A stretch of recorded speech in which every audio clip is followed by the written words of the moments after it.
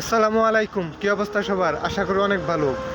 তো আপনাদের এখন দেখাবো যে কালকে যে বৃষ্টি নামছিল, তো এত পানি হয়েছে যে গাড়ি প্রায় অর্ধেক অর্ধেক ডুবে গেছে এবং অনেক গাড়ি খারাপ হয়ে গেছে। তো দেখুন কি কি হয়েছে কালকের বৃষ্টিতে।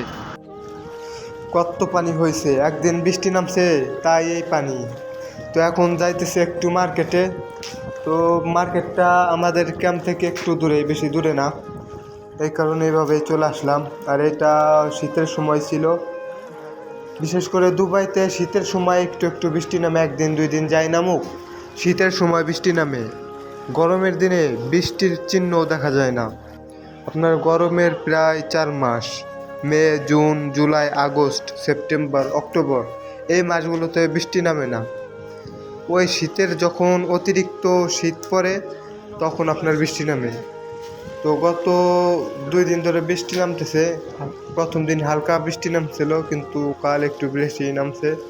তো এই কারণে এমন পানি হয়ে গেছে, পুরা ক্যাম্পে পর্যন্ত পানি চলে আসছে। সামনে মার্কেট, যখন যাব মার্কেটে, এই কারণে আসছি।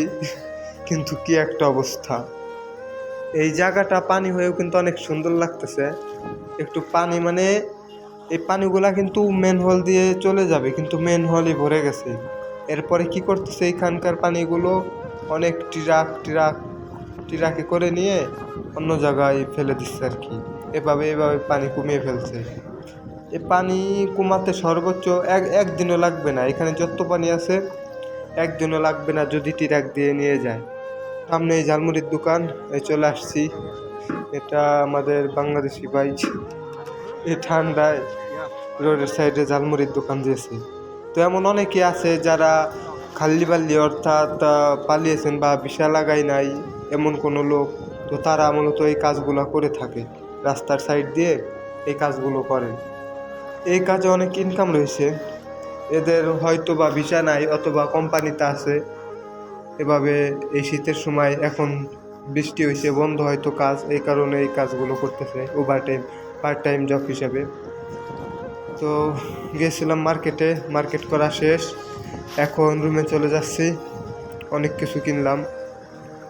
অনেক দিন পরে বৃষ্টি দেখে অনেক আনন্দ লাগে, কারণ দেশে থেকে কবে বৃষ্টি দেখে আসছি, বৃষ্টিতে গোসল করছি।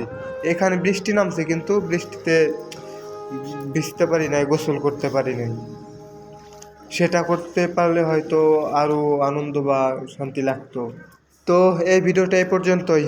ধন্যবাদ। আসসালামু আলাইকুম।